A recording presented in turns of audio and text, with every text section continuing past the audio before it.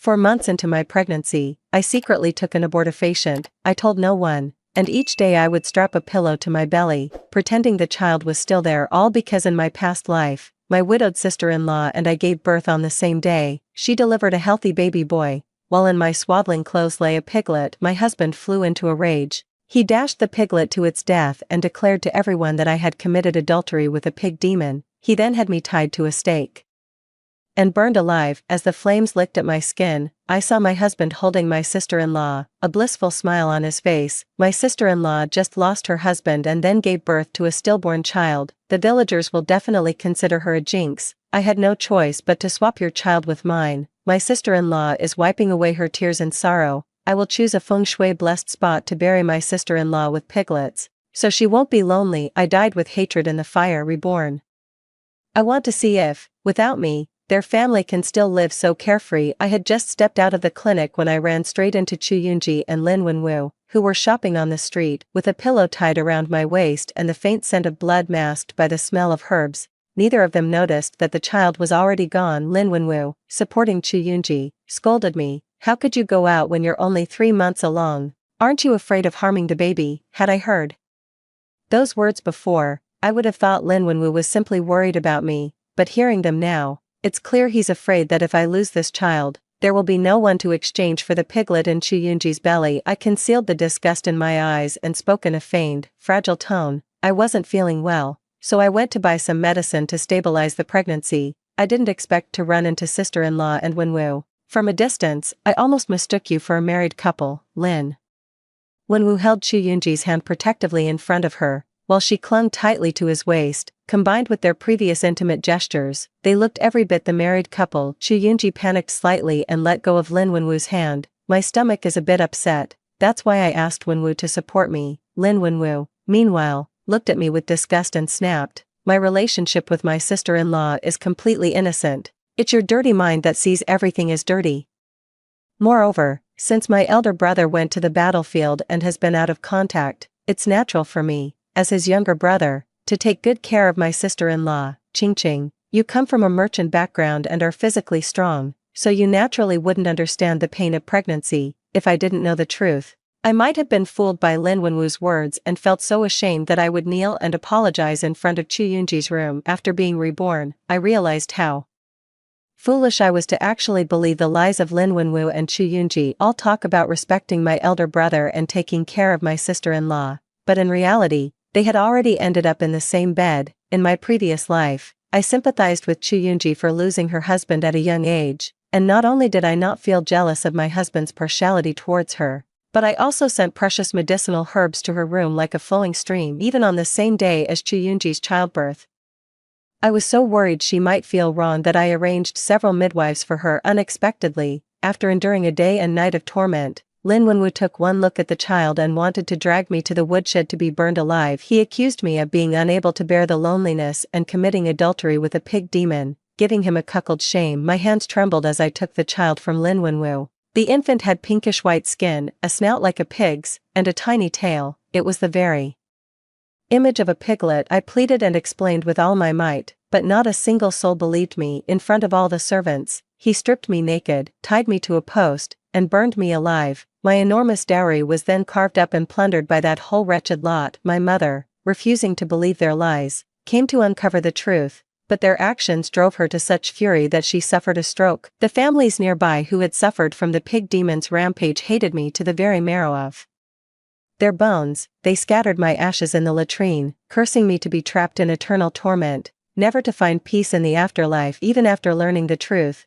my own flesh and blood refused to acknowledge me. Instead, he admired Lin Wenwu's cunning and wanted nothing to do with a merchant's daughter like me as his mother. The mere thought of my miserable end in my past life, while they climbed to wealth and happiness over my corpse, sent a tidal wave of fury churning in my chest. I said, with biting sarcasm, "Oh, really, Wenwu has never been this considerate with me, too. I accidentally fell into the water the other day. Once Wenwu saw the child was safe, he never set foot in my room again. It's clear that in his heart, you, his sister-in-law, are far more important than I am." Lin Wenwu gave an awkward cough. Yunji's health is not good, and she's carrying my eldest brother's only child. Of course, I need to take extra care of her. as for you, if you're not feeling well, go back and rest. I walked toward the carriage, just lifting the curtain, when I heard Lin Wenwu add something. By the way, Yoonji hasn't been well lately, the doctor said she needs to eat blood, make sure to have someone send it over.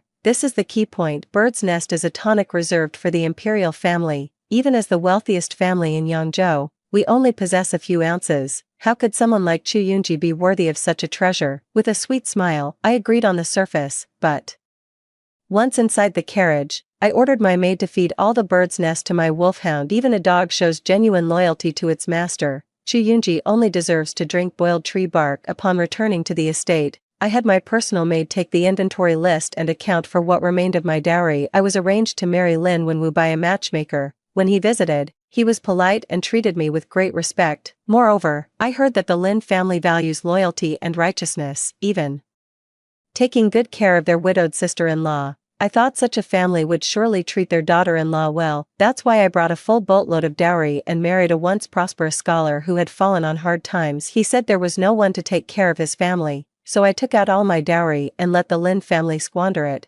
When my mother-in-law fell seriously ill, I personally took care of her for months and even cut off a piece of my flesh to use as a medicinal ingredient. Even though he was not one to curry favor with the high and mighty, I still used my own gold and silver to grease the wheels at every level, smoothing his path to officialdom. I truly believed I had never failed the Lin family, yet I never imagined I would meet such a wretched end. My reputation ruined and my very bones ground to dust. After my mother-in-law found out I had reclaimed my dowry, she came to my room several times to make a scene. I managed to fob her off with the excuse that I had lent the money out. As for Lin Wenwu, I told him the pregnancy was unstable and that he should sleep in a separate room. Lin Wenwu's thoughts had long since drifted to Chu Yun's side, longing to be with her every day, so he naturally agreed. Pretending to look wronged, he said he was going to rest in the study, but before leaving, he reminded the maid to take good care of my belly. As soon as he stepped out of my room, he turned around and went to Chu Yun's side. Lin Wenwu was certain that I loved him deeply, that he had me completely under his control, and that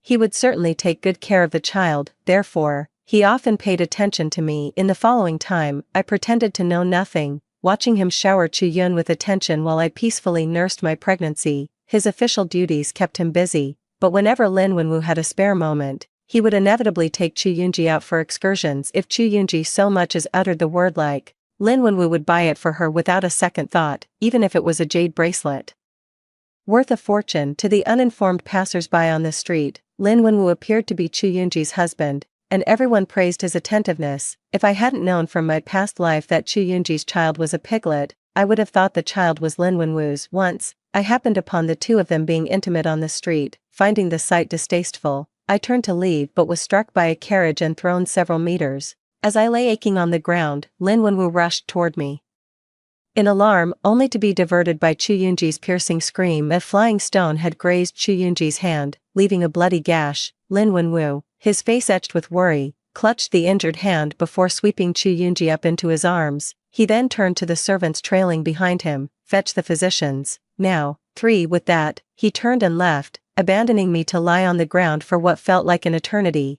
It wasn't until dusk had fully settled that I managed to struggle to my feet and make my way home. As soon as I arrived home, I saw Lin Wenwu personally feeding the medicine to Chu Yunji, who was lying in bed. He sighed in relief upon seeing me and confirming the child was still safe, then scolded me for going out, blaming me for causing Chu Yunji to get hurt because of me. A familiar official's wife subtly warned me to be careful during her visit. I smiled and thanked her for her kindness, pretending to be deeply devoted and convinced that there was no improper relationship between the two, and that Lin Wenwu was simply kind-hearted. Even when the lengthy bill was delivered to the Lin household, it was accepted without question, with the promise to settle it all after the birth. The official's wife was furious upon seeing the staggering amount, muttering as she left, vowing to have her cousin, a minor official in the frontier, bring back this Lin family's eldest son to teach the two of them a lesson. I naturally knew about the two of them, but I was more than happy to see Lin Wenwu pour all his passion into Chu Yun. If it weren't for Chu Yun diverting attention away from me, how could the child in my belly have remained undiscovered for so long?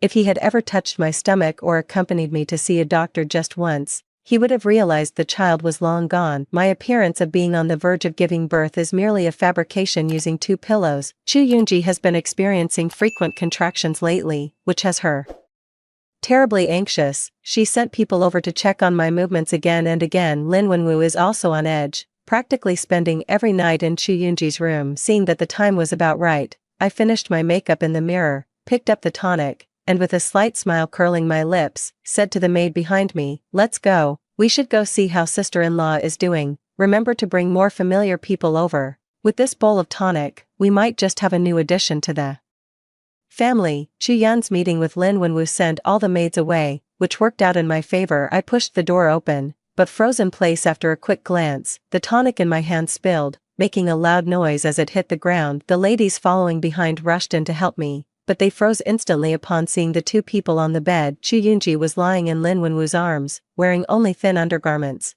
while Lin Wenwu's hand was caressing her chest. Seeing someone approach, Lin Wenwu hastily got out of bed and grabbed a blanket to cover Chu Yunji completely. I was so shocked that I fell to the ground, and the maid scrambled to help me up. Mrs. Li looked at me, my face streaked with tears, and then at Chu Yunji behind Lin Wenwu. "Lin Jiar, how could you do such a thing with your sister-in-law? You've got it wrong. I've been feeling unwell lately, which is why I asked Wenwu to give me a massage." Chu Yunji hastily explained. "Ching, didn't Wenwu ask me to come over? Hurry up and explain." I forced down the bitterness in my heart. It was my instruction to Wenwu. With no one to look after my sister-in-law, I asked Wenwu to stay in her room every day. These words were like a stone thrown into water, sending ripples through the crowd. People covered their mouths, casting scornful looks at Lin Wenwu and Chu Yunji. I bet that child is the second son of the Lin families. Why else would she neglect her own flesh and blood to go care for someone else? Chu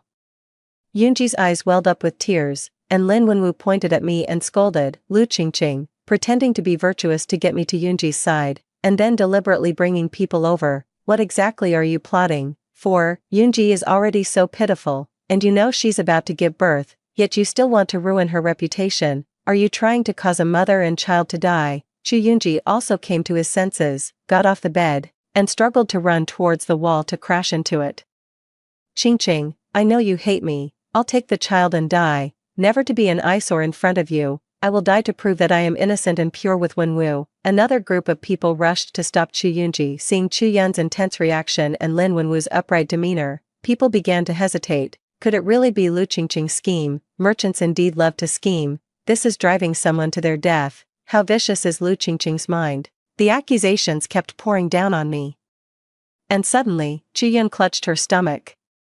Groaning in pain, already in labor, Lin Wenwu scooped Chu Yunji up and placed her on the bed. I called for the midwife to help, but Lin Wenwu stared at my belly and slapped me across the face. My belly hit the corner of the table, and I was drenched in cold sweat from the pain. Clutching my stomach tightly, Lin Wenwu quickly wrote out a divorce paper and threw it in my face. "What madness possessed me to bring a vicious woman like you into this house? If anything happens to Yunji or the child today, you can consider yourself banished from this family for good." My mother-in-law had rushed in at some point and began beating and kicking me, every blow landing squarely on my stomach. My eldest son finally managed to have a child. If anything happens to it, this old woman has nothing left to live for. By the time everyone managed to pull her off me, the water pouch I had tied to myself had burst. I lay on the ground, feigning a state of near death. A flicker of joy flashed in Lin Wenwu's eyes as he helped me to the side chamber. He had been holding back for the baby's sake, but now that Chu Yunji's delivery was imminent, he had no choice but to induce my labor first. If the baby truly couldn't be delivered, the only option left would be a cesarean section to save the child. I moaned incessantly from the pain and grasped Lin Wenwu's hand.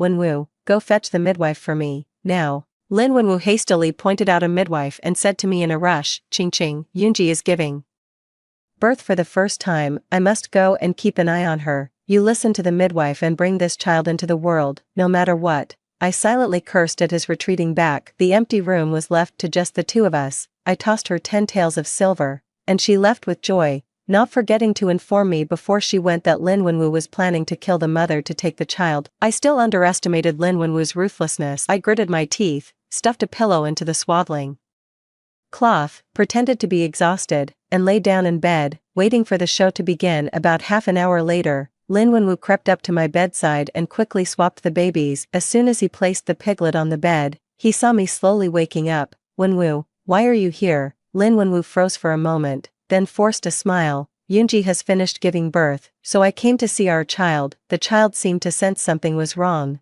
Letting out a low, animal-like whimper, Lin Wenwu lifted the swaddling cloth, and with just one glance, his face twisted in fury. What in the world is this? Lu Qingqing, you actually consorted with a pig demon and gave birth to a piglet. Chapter 2:5 The violent quarrel drew a crowd. My mother-in-law pushed through the crowd, saw the child's pig's tail and pale skin, and began screaming and pointing her finger in my face. Well, Lu Qingqing, how dare you commit such a heinous act? My son passed the imperial examination at just 25, he's prime minister material, worthy of marrying a princess herself. I only agreed to your marriage because your family had a decent reputation, yet you consorted with a pig demon and gave birth to this half-human, half-swine abomination. How can the Lin family ever show our face in public again? How can I face our ancestors in the afterlife? The mother-in-law threw a fit, one moment threatening to dash her own brains out, the next vowing to have me burned alive. The ladies and young misses hurried over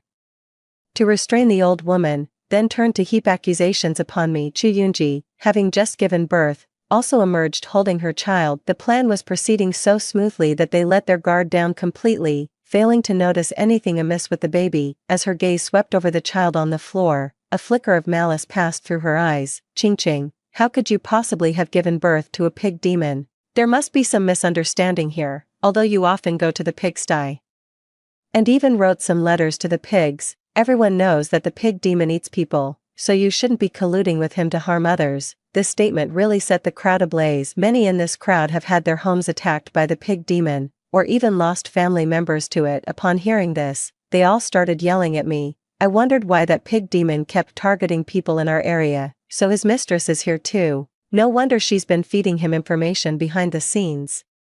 You murderer. Ah, no wonder the Lin family has been trying to kill the pig demon for a year without success. It's all because of you, you troublemaker. Someone must have found the letters in the drawer, read them one by one, and got so angry they spat at me. Ugh, you'd flirt with a pig demon. Better strip you naked and sell you to a brothel. How could you abandon a fine scholar like Lin and go mess around with a pig demon? Heartless and cruel, this kind of woman deserves to be burned alive. She has done such a heartless thing. Kill her and see if she dares to harm anyone in the future. Letters were thrown at my face, cutting my cheeks. They grabbed ornaments from the table and threw them at me. Some even got so worked up that they found a stone and bashed it against my head. Seeing my sorry state, bloodied and battered, Chu Yunji hid behind Lin Wenwu, snickering. Lin Wenwu, for his part, yanked me right off the bed with an air of righteous indignation. Qingqing, it's not that I'm unwilling to spare you, but a life must be paid for a life. Since you aided the pig demon in harming others, you shall be burned alive to atone for your crimes. Hearing Lin Wenwu's words, far from panicking, I actually laughed. What evidence do you have that I'm colluding with the pig demon? Lin Wenwu pointed at the child on the ground. The child you gave birth to is the evidence. I stared intently at Lin Wenwu, making him feel uneasy. Everything was ready, so why did she have this nagging feeling that something was wrong? Why is that child so quiet? Lin Wenwu turned his stiff neck to look at the swaddled baby in Chu Yunji's arms. Before he could move, he heard me speak. The child has already been aborted. How could it possibly be born again? 6. As if struck by lightning, Lin Wenwu froze on the spot. Chu Yunji also sensed something was wrong and moved to lift the swaddling cloth. Lin Wenwu tried to stop her, but he was too late. The swaddling clothes had already been opened. Inside, there was no baby. Only a pillow lay there. How can there be no child in here? The mother-in-law pointed at the bundle, stammering as she asked, you all tried to use a child to trap me, but I found out. I went to the clinic and ended the pregnancy months ago. Lin Wenwu, I should actually thank you. If you hadn't been so completely obsessed with Chu Yunji, showing me not a shred of concern, I could never have pulled the wool over your eyes so easily. It suddenly dawned on Lin Wenwu, the last time he saw me, no wonder my complexion had seemed unnaturally pale. It was because of the baby. He staggered backward a few steps, muttering under his breath, impossible, then this child is. Someone pointed at the piglet that still had a faint breath. Naturally, it belongs to Chu Yunji. She had an affair with a pig demon, and I, the good husband, came up with the idea of swapping my child with hers to save his mistress. Seeing that I had revealed everything, Chu Yunji threw a pillow out as if she had gone mad, pointing at the child on the ground. This child isn't mine, you framed me and hid my child, you're the one who gave birth to the pig demon, and my mother-in-law can testify. Chu Yunji pulled over the mother-in-law, who clung to her like a lifeline and nodded along with Chu Yunji's words. My daughter-in-law was never proper to begin with, she can't compare to Yunji, it's her spreading lies, and you've all been deceived by her. Both sides are sticking to their stories, leaving the onlookers confused and unsure who is right and who is wrong. Someone said through clenched teeth, after all, it's the sin of your Lin family daughter-in-law, you must provide someone to pay for our lives. I was startled, ready to defend myself, but Lin Wenwu and my mother-in-law pushed me into the crowd. It's her, it's definitely her, kill her, and then leave us alone. My hand pressed against my lower garment. I was just about to show them I bore no signs of having given birth when a man's voice rang out. It's not her, the eldest son of the Lin family pushed aside the curtain. He was unshaven and looked utterly travel-worn. How did Chu Yunji give birth to a child without us ever having been intimate? Like a thunderbolt striking everyone's ears, all eyes turned to Chu Yunji. Chu Yunji stepped back repeatedly, mumbling incessantly, no, it's not. I've been stationed at the border for 3 or 4 years now, and I've never once returned home. Every soldier stationed here can vouch for that. Lin Wenwu and the others had always told people that the eldest son of the Lin family had secretly returned home a few times at night, which was how he had managed to father a child. Now, with the man himself publicly contradicting their story, their faces fell with palpable embarrassment. When Chu Yunji went into labor, many midwives were present to assist. Although they didn't handle the child directly, the commotion and sounds of childbirth were unmistakable. It was a genuine birth right on cue. The physician arrived as promised. I can testify that this young lady indeed came to have an abortion a few months ago, and since the madam has also given birth, it's worth checking if there's any sign of childbirth in this room. 7. The room is so clean, there isn't even a trace of blood, let alone any smell of it. I picked up the letter from the ground. Lin Wenwu and Chu Yunji were clever enough to sneak these letters onto me when I wasn't paying attention, but they didn't realize I hadn't produced anything, so I took the opportunity to put them back in the drawer when they left. This is Chu Yunji's courtyard, and these letters naturally belong to him. If you want to hold a grudge, don't blame the wrong person. With my subtle hint, everyone realized how terribly wrong they had been before. Vicious eyes glared at Lin Wenwu and Chu Yunji, as if they wanted to tear the two apart immediately. Nonsense, how dare you frame Yunji? Lin Wenwu quickly approached me, grabbed my sleeve, and spoke in a hushed voice. I know you resent how well I treat Yunji. If you take the fall for her this time, I promise my heart will belong only to you from now on. He seemed utterly heartbroken. I will never see Yunji again. Oh my, how deeply affectionate. I can't help but laugh at Lin Wenwu's words. They would have held some appeal to my past self, but this life I wish Lin Wenwu would stay as far away from me as possible. I raised my voice. Wenwu, since you knew that Chu Yun was colluding with the pig demon to kill people, you should have told them earlier. How could you just stand by and watch them die? Lin Wenwu was caught off guard by my words and immediately tried to cover my mouth, but I dodged nimbly. The crowd closed in on Lin Wenwu step by step. He wanted to run, but how could he escape? He and Chu Yun were surrounded and beaten. Ching ching, ching ching, save me, Lu Ching ching, you will die a horrible death. Lin Wenwu went from pleading to cursing, his voice growing hoarse. A bitter feeling filled my heart. I too once loved Lin Wenwu. That first glance through the curtain was all it took for me to fall for him. Otherwise, I wouldn't have brought several ships of dowry to marry him. Even rejecting a noble prince's proposal, I tried my best to be a good wife to him, cooking and weaving without rest, believing that one day he would come to love me. But reality proved that Lin Wenwu's heart was unyielding to him. I was just a handy tool, coaxed with a few words when needed, and put away when not. My mother-in-law was weeping uncontrollably, kneeling on the ground and begging me. This was all that little tramp Chu Yunji's idea. It has nothing to do with my son, he's still young, he could still become a high official in the future. Please, I beg you, make those people stop. If this were someone easily embarrassed, seeing an elder plead like this, they would likely be at a complete loss. But I am a person who has already died once. No amount of face or propriety is more important to me than my own peace of mind. I slapped him across the face without hesitation. Just hit him and not you. Huh, feeling good now? Weren't you happy just now when you were cursing at me? After a few more slaps, my mother-in-law's face was swollen like a pig's head. I stopped only when my arm was sore from slapping. The mother-in-law fell to the ground, covering her cheek and speaking incoherently. How dare you hit me? I'll have my son divorce you. I mimicked her and spat at the mother-in-law. It's not your son divorcing me, it's me divorcing your son. Only after I finished did I remember that Lynn's eldest son was also there. I had thought he would stop me, but instead, he just stared at my mother-in-law without saying a word. Not stopping me was just fine. I took a comb from the dressing table, tidied up my hair, and then turned to leave. The Lynn family was already in complete disarray, taking advantage of the fact that my mother-in-law and others were focused on Lin Wenwu and the others. I quickly gathered the maids and packed up the household items to take away anything that was mine, even a teacup, I wouldn't leave behind for them. Looking at the completely emptied Lynn residence, I felt utterly satisfied. I had contacted my parents days ago. I was just waiting for them to arrive so I could leave this wretched place, taking my dowry with me. 8. By the time my mother-in-law came to her senses, the house was stripped bare, with nothing left but the pillars holding up the roof beams. Furious, she threw herself on the floor, wailing and screaming, calling me an ill-bred woman. The people around her weren't going to put up with her, spitting in her face,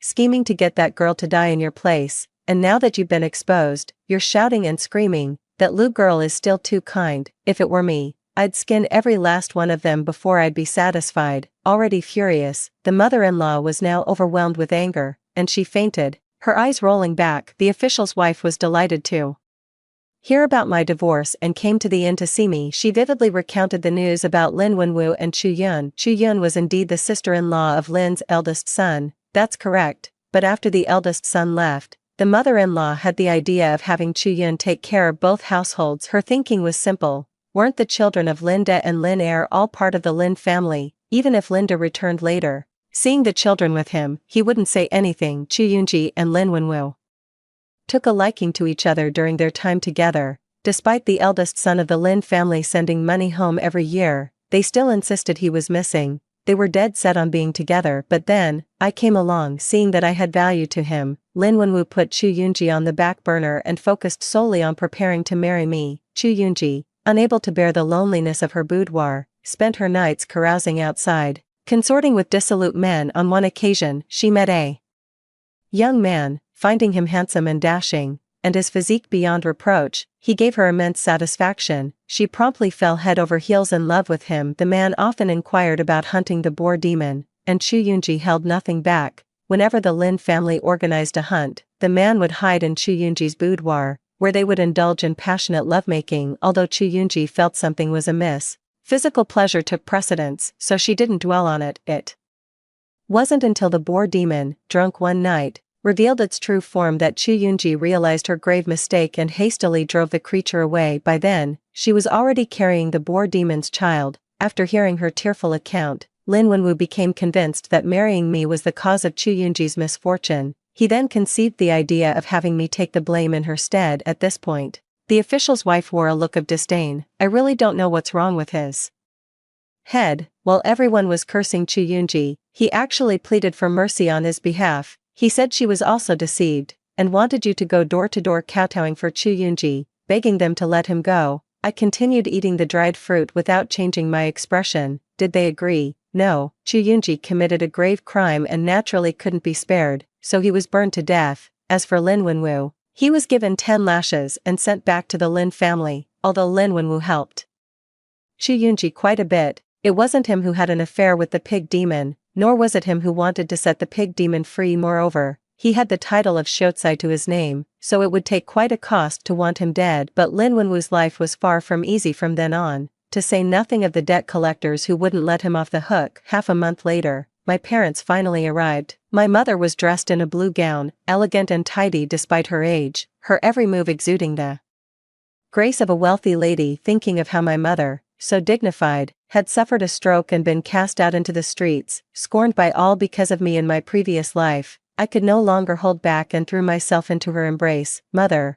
what's wrong? Ching ching, mother is here now. 9. Mother hugged me tightly, and father wiped away tears beside us. It was my parents' fault for being fooled by Lin Wenwu's pretentious appearance. They'd brought such harm to my precious daughter. Come, let's go home, I'll never let you suffer again. My parents were about to pull me away when someone rushed out from the shadows, grabbing onto our clothes tightly. Lin Wenwu was disheveled, reeking of body odor, and it was unclear how many days it had been since he last bathed. His eyes were bloodshot as he stared at me. Ching ching, I know I was wrong, please, just come back. It was all Chu Yunji who seduced me. That's why I made that mistake. The truth is, I've always loved you. Give me a chance to make it up to you. I took a step back in disgust. You don't love me, you love my money. If your family were still as wealthy as when I was with you, you'd never come begging to me. I studied Lin Wenwu carefully. It seemed these debt collectors hadn't disappointed me. My secret payment of several dozen taels of silver to them hadn't been in vain. Lin Wenwu froze for a moment,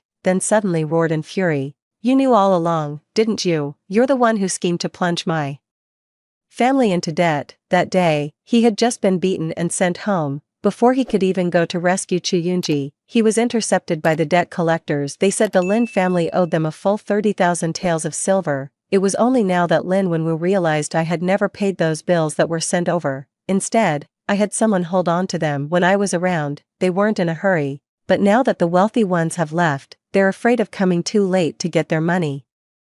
So they've all gathered at the Lin family's doorstep. Lin Wenwu had intended to ask his mother-in-law to bring out the silver to settle the matter, but he heard her crying and wailing, saying that I had taken all the silver away, and there was none left in the house. It was only then that Lin Wenwu came to his senses. Everything the Lin family had was given by me. Without me, the Lin family would immediately become a destitute household, washing clothes for a living. So Lin Wenwu waited at the inn door for a full 3 days, just to apologize to me. When I came out, I felt a surge of satisfaction in my heart. What do you mean by scheming, Lin Wenwu? These are all things you bought for your beloved sister-in-law. Didn't you say before that 1,000 pieces of gold mean nothing, and you'd give her anything as long as Chu Yunji likes it? Then please continue giving them yourself. With that, I turned to leave, completely unaware of the murderous glint in Lin Wenwu's eyes behind me as he drew a dagger. If you won't save me, then you're coming with me to the grave. Lin Wenwu lunged at me, his face twisted with rage. My mother's face went deathly pale with fright. Ching. I tightened my grip on the long sword, ready to strike,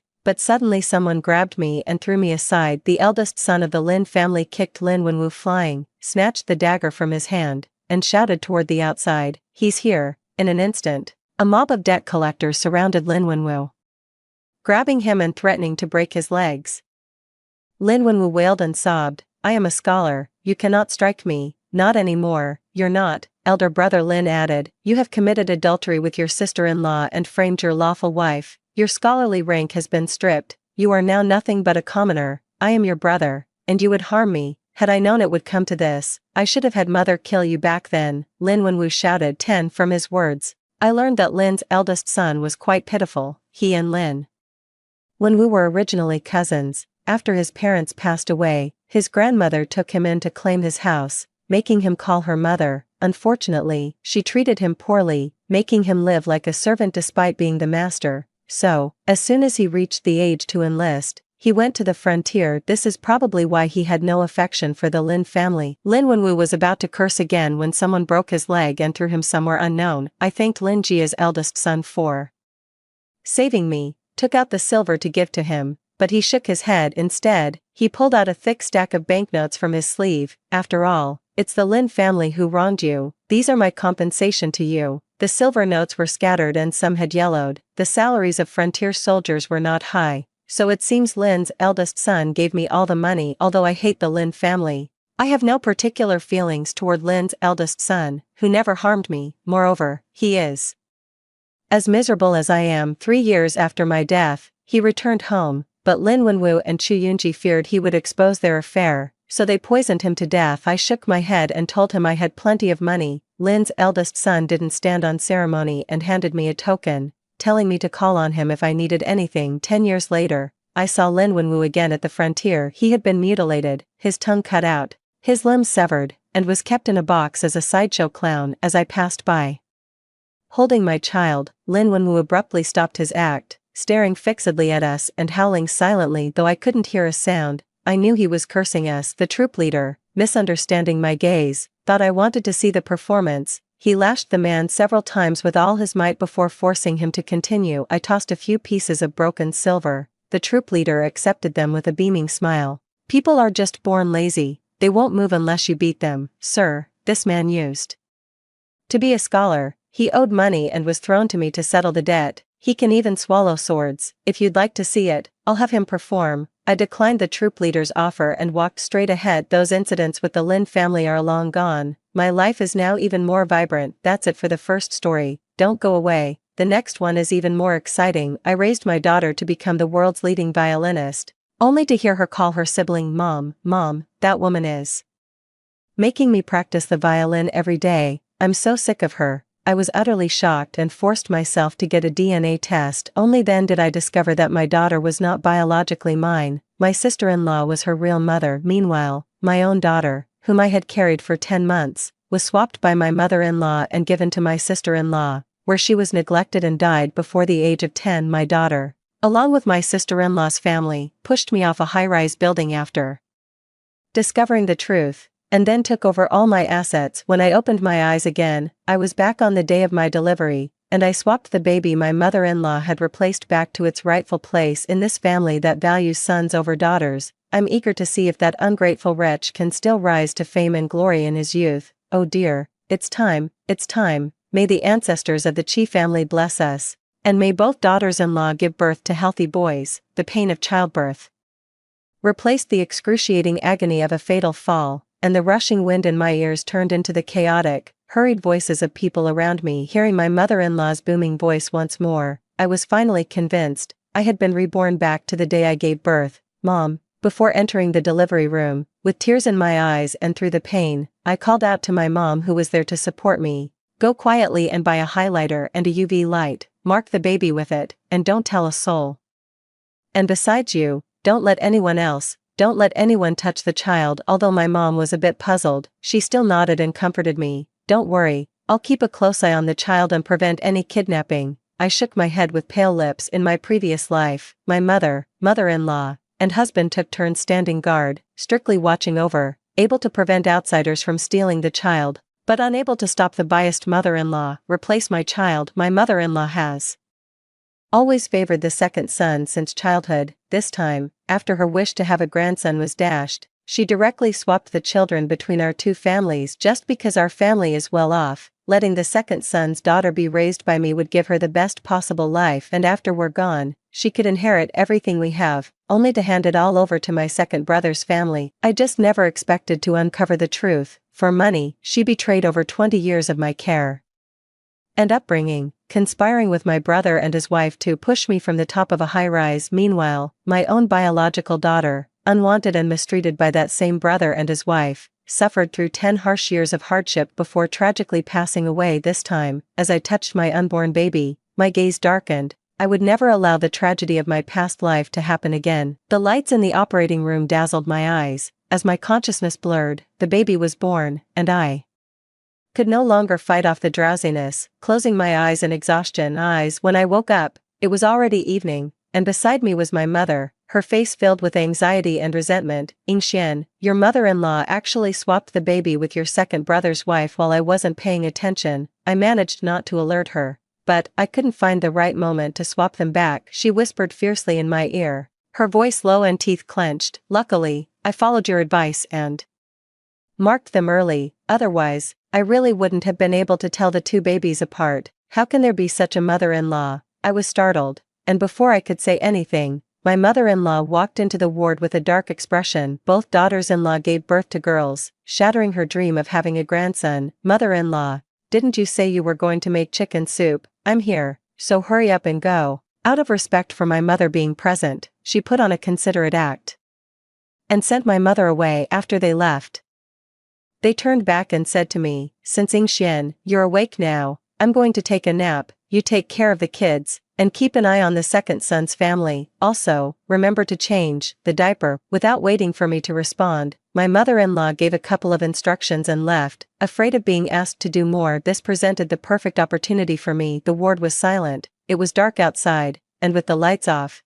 the faint glow from the hallway barely illuminated the layout of the room. Watching my younger siblings and the infant sleeping soundly in the next bed, I crept over, carefully picked up the baby, and swiftly swapped them back. Then, on the tiny toenail of her right big toe, I found the faintly glowing mark. I held my precious child, lost and found again. As hot tears of overwhelming emotion streamed down my face, I just held the child like that until my husband, Qixing, arrived in the middle of the night to take over in my past life. When I told my husband the truth, he was filled with fury but utterly powerless to change anything. In the end, he somehow managed to accept the devastating news of our children's death. He even tried to convince me, "Wife, the dead cannot be brought back to life. Our daughter was raised by us from birth, even though she was from my brother's family, but she still called you mom, didn't she, after my death?" He followed the advice of that ungrateful wretch and transferred all our family's assets to the second son's family. From courtship to marriage, Qixing and I have weathered life's storms together for decades. He's a good man in every way, successful in his career, devoted to his family, and a loving husband. The only thing is he's far too soft-hearted and blindly filial to a fault. That's why, for now,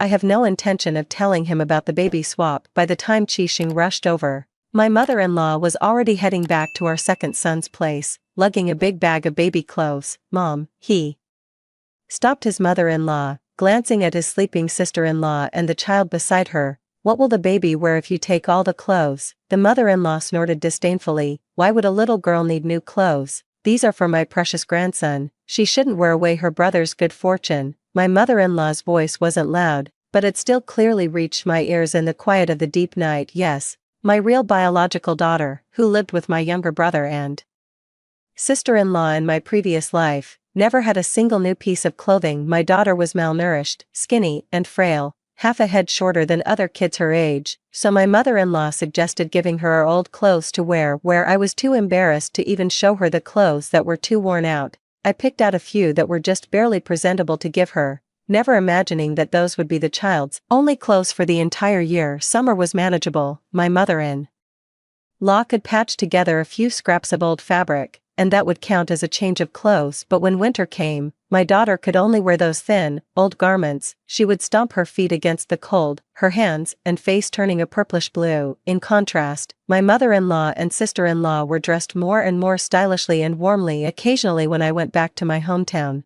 I couldn't stand it anymore and bought scarves and new clothes for the whole family. But my sister-in-law returned only my daughter's cotton coat. She asked me to buy a black one, saying the child was mischievous and clothes got dirty easily. I didn't suspect anything and got a black one instead. Only during the new year did I notice that the coat and scarf were worn by my younger brother. It turned out that the boy didn't wear the pink cotton jacket. My daughter was still wearing that thin, faded old coat that exposed her wrists. The baby in my arms smacked her lips. She was peacefully asleep.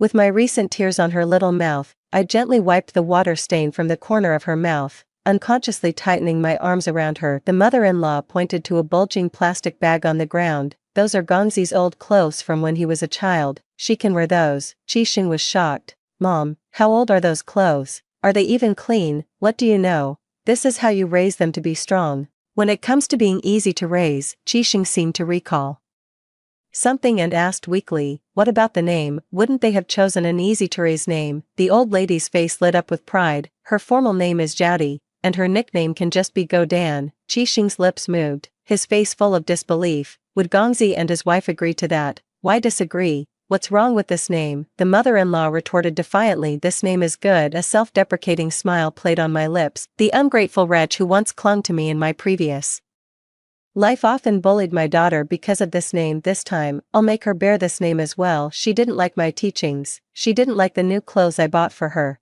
and she didn't like the violin lessons I signed her up for. She didn't like anything I gave her. She only yearns for her younger brother and sister's family. In this life, I want to see if she can achieve academic success and early fame in her beloved mother's home, just as she did in the previous life. Her mother-in-law was not idle at all, taking great care of her younger brother and sister, and those old clothes quickly found their way onto Jiaodi's body. Then she picked up an unknown brand of milk powder placed on the cabinet, scooped out 2 spoonfuls, and mixed it with hot water to feed the hungry baby. This action left Qixing and the family member of the patient in the next bed trembling with fear. After feeding her, my mother-in-law came over to take a look at my baby. Qixing stood up to stop her. "Mom, we've hired a postpartum doula. She can handle tasks like feeding. You should take it easy. What's the point of hiring a maternity nurse? It's just throwing money away. Otherwise, you can't take care of both of them all by yourself, can you?" After much persuasion, Qisheng finally managed to get his mother-in-law to leave. My gaze fell back on Jadi. She is crying non-stop because the milk she just drank was too hot. Maybe I overestimated her. She might not even live to adulthood. I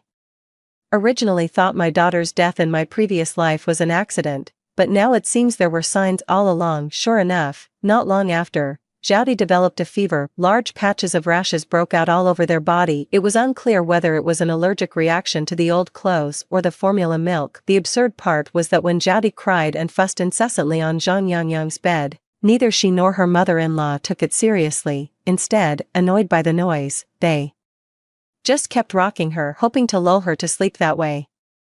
It was the nurse on rounds who first noticed something was wrong. By the time the fever was detected, Jyoti was already barely breathing, her voice a faint whisper. Her little face was flushed bright red, with large patches of redness spreading across her body. Zhang Yangyang showed no concern whatsoever. She thought it was my daughter. She even squeezed a bag of breast milk for me, saying she was worried my daughter wouldn't eat well. As soon as she turned around, I unhesitatingly tossed it into the trash. In my previous life, it was Zhang Yangyang's idea to have me killed. I've always treated her well, fulfilled my duties as the eldest sister-in-law, and helped their family out on numerous occasions. Yet in the end, I was utterly destroyed. For a fever, you just need to bundle up and sweat it out. Isn't that how all us kids got through it back in the day? My mother-in-law shouted at the top of her lungs, blocking the nurse who was trying to call a doctor, while grabbing another old piece of clothing to smother over Jyothi's head on the door. Even the family members of patients in the next room couldn't stand it anymore. Everyone in the ward, except Zhang Yangyang, was accusing the mother-in-law. Embarrassed, the mother-in-law, under the nurse's insistence, frantically rushed the child to the ICU. Admitted to the ICU just 2 days after birth, I looked at Jyothi's medical tag, my eyes reddening, a boundless pain in my heart. She was the daughter I had loved for most of my previous life. Perhaps she will breathe her last today. Her life was about to end before it even began. A sharp pain surged in her chest, mingled with numbness and a bone-chilling coldness. In my previous life, it was her who pushed me off the balcony with her own hands. At the last moment of my fall, I had already grabbed the corner of her shirt. If I didn't let go, at least I could take someone down with me. But that person was my daughter, whom I had loved and cherished for over 20 years. From the infant in swaddling clothes, to her first babbling words, to the graceful young woman she became, she was the daughter I watched grow up, step by step. In that final moment, I ultimately let go. Little did I know, she had even prepared false evidence of my fall from the building. I died with my eyes unclosed, leaving my mother to mourn her child, her heart breaking with grief. Was I not also her daughter? Was my own daughter not innocent as well? Her life was ultimately saved. On the day I was discharged, Jyoti was transferred from the ICU to a regular ward. This fever really took her to the brink of death. Her life was saved, but her liver and kidneys suffered irreversible damage, leaving her with lasting complications. The doctor hesitated before the family, but eventually whispered, "It's unlikely this child will live to adulthood." At this moment, Jyoti seems to be full of energy. Her eyes are rolling around, curious about everything around her, and she is also more active and obedient than before. Especially when she sees Zhang Yangyang, she becomes even more affectionate. Zhang Yangyang's maternal family seems unaware of the child swap, and they cherish this granddaughter who narrowly escaped death, holding her with great affection. Couldn't let go. Kazadi obediently clung to the grown-up's clothes. She was affectionate with everyone except me. She would shut her eyes the moment she saw me. I glanced once and was ready to be discharged under my mom's arrangements. Just before stepping out of the ward, I recalled this familiar action. In her previous life, she would pat and turn her head away, closing her eyes. How could such a young baby have such independent awareness? I turned around and walked back, reappearing in Jyothi's line of sight. Sure enough, her eyes, which had just opened, closed once more. I quietly stepped back. Zhang Yangyang's younger brother was holding a harmonica, tooting away as he tried to amuse her. The baby's attention was captured, her eyes seeming to light up as she watched the harmonica amused the elders with laughter. I forced a cold smile as well. It was then that I was certain she had also been reborn. She doesn't seem to know the news of her destined short life. Jyothi's gaze was constantly drawn to the harmonica, as if reminiscing about the boundless glory of performing under the spotlight in this lifetime. Even though she has mastered the violin to perfection, could she still become the concert master without me? Jyoti, her mother-in-law picked her up, cooing at her like a playful cat. and upon hearing this unpleasant name, Chijati froze for a moment before bursting into loud wails. Come on. The more she cried, the more enthusiastically her grandmother tried to soothe her. In the end, with no other choice, her grandmother resorted to calling her by her childhood nickname, Goodner. I couldn't help but laugh as I walked along. After being discharged from the hospital, my mother-in-law volunteered to come take care of me during my postpartum recovery. I know, taking care of me during my postpartum recovery is just an excuse. The real reason is to get me to give up my gold medal postpartum doula for my sister-in-law. Besides, was she really coming to take care of me? She was clearly coming to enjoy herself. Last time I was in postpartum recovery, she cooked at home entirely according to her own tastes, using heavy oil, salt, and chili, leaving me with no way to eat. Ugh, I've told her countless times, but it's always the same to outsiders. She just says it's me, the daughter-in-law, who's picky and hard to please. She even often pockets the grocery money to give to the second son's family. When she makes soup, she eats a portion herself first, sends a portion to the second son's family, saves a portion for Qixing, and then serves me whatever's left, watered down. They wouldn't even buy formula, insisting I breastfeed exclusively, claiming it was all for the baby's own good. At night, they'd sleep soundly, leaving the baby entirely to me, and wouldn't let Qixing help either, always just paying lip service to taking on the work. What's a grown man doing looking after a baby? Qixing has work tomorrow, we're home all day, just leave the baby with us. Over time, Qixing stopped speaking up for me too. After a month of such torment, I was almost postpartum depressed when I finally left the confinement period. Instead, my mother-in-law gained a good reputation among the neighbors. In contrast, my sister-in-law Zhang Yangyang, though not as well off as our family, hired a great maternity nanny, and when we met again at the full moon banquet, her complexion was rosy, radiant, and she had recovered remarkably well. That top-tier maternity nurse was someone my husband, Qixing, pulled strings to secure with great difficulty, but in the end, because my mother-in-law insisted on taking care of me during my postpartum confinement, we had to give her up. We gave her to their family. All the good fortune went to Zhang Yangyang. We did all the hard work only for someone else to reap the benefits. Watching my mother-in-law, undeterred by the initial refusal, hauling bag after bag of luggage into the living room, I knew she had already convinced my soft-hearted husband. Honey, you've gone and made another decision for the two of us again. But this time, before my mother-in-law could even finish unpacking her things, my own mother walked right in with the postpartum nurse. Oh, mother-in-law, have you come to look after Yingxian during her confinement? Our Yingxian is truly blessed. Not only did you hire a nurse for the two of them, but you're also here yourself, taking on all the hard work personally. Hire a confinement nanny, what for? My mother-in-law was stunned for a moment, then looked at the nanny. Didn't I tell you to go to the second son's house? My mom swiftly cut her off, pulling out her phone to record a video for her social media feed. Look at Yingxuan's wonderful mother-in-law. Not only did she pay for the confinement nanny, but she's also here herself, personally helping out during the postpartum month because she just couldn't leave it to anyone else. Come on, mother-in-law, look at the camera, let's take a group photo. The mother-in-law pushed my mom's hand away, about to retort. When she saw passers-by outside the door peeking in to watch the commotion, my mom immediately started greeting everyone, and even introduced the maternity nurse to each neighbor to get familiar with that distraction. The post was already shared on Moments. The mother-in-law forced a smile. Mother, please come in quickly. It's not good for Yingxian to catch a draft with the door open. My mom took a long, satisfied walk, basking in the neighbors' compliments, and only then returned to sit on the sofa showing off on her social media while asking about dinner. Qixing was also a bit confused, but he first greeted the nanny to settle in and then ordered from the nearest restaurant. My mother-in-law's face was very displeased. My mom showed up uninvited, bringing along the nanny who was supposed to be at my second brother's house. Most importantly, my mom actually claimed that the nanny was paid for by my mother-in-law. You know, nannies don't come cheap, let alone this one who seems to be a top-tier nanny. Wouldn't that make her pay a hefty price? My mother-in-law shot a withering glare at my mother, who was sitting arrogantly on the sofa, before switching to a warm, gentle expression and entering my room. Yingxian, dear, she rubbed her hands together, her gaze involuntarily drifting to the baby sleeping soundly in my arms. What's the matter with your mother? I already said I was coming to take care of you during your confinement.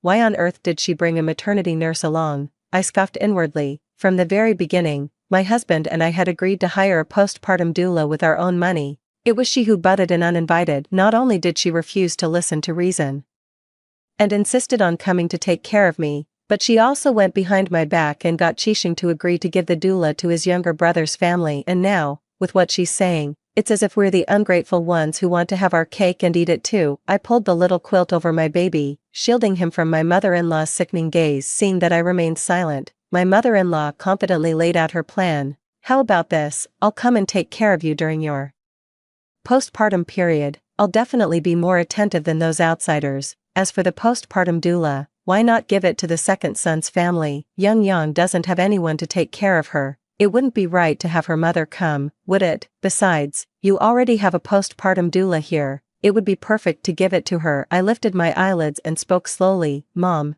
you're at an age where you should be enjoying family happiness. You really don't need to come and take care of me. Take care of me. My mother-in-law pursed her lips, her eyes flashing with disdain, almost rolling her eyes. I smiled instead. If you ask me, you should hire a nanny for your sister-in-law, and you can enjoy some leisure time yourself. My mother-in-law clearly hadn't expected her usual pushover to suddenly have a backbone. Her eyes widened in shock, as if she'd just heard the most outrageous thing imaginable, and her whole body trembled with rage. Do you think everyone is as wasteful as you are? Every single penny you spend was earned through my son's blood, sweat, and tears. She paced back and forth in the room, jabbing a finger in my direction while huffing and puffing. Let's not use this maternity nurse anymore. Give her to the second son's family. You're the eldest daughter-in-law. You should consider your brother-in-law's household. I had already settled it with Xingzi. And then you don't trust me. Your own child's grandmother, but you'd rather put your faith in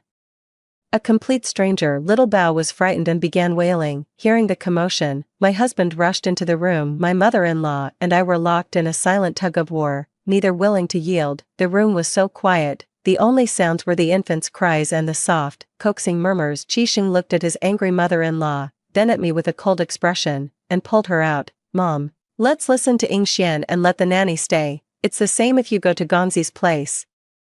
What do you mean the same? You have no idea. The nanny soothed the baby. My husband calmed his mother, and my mom. Oh, Mrs. Yang, how is Yang recovering from her C-section? Don't worry. Our in-law spent 30,000 yuan to hire a top-notch postpartum caregiver. Between sisters-in-law, we won't favor one over the other, and when Yang is discharged and starts her, we'll definitely hire an even more expensive one. My mom added my sister-in-law's mom as a friend at the hospital earlier, and they're now video chatting. What? My in-law looks upset. No, she doesn't. My mom turned her head and came face to face with my mother-in-law, who was seething with pent-up anger. Her face flushed a deep, purplish red. What's the matter, dear in-law? My mother asked the question knowingly, all while deliberately keeping the video call on. Her eyes darted, and then her expression suddenly darkened. Can't be that you think the maternity nanny is too expensive, right? I already posted it on my social media. Backing out now would make my old friends laugh their teeth out.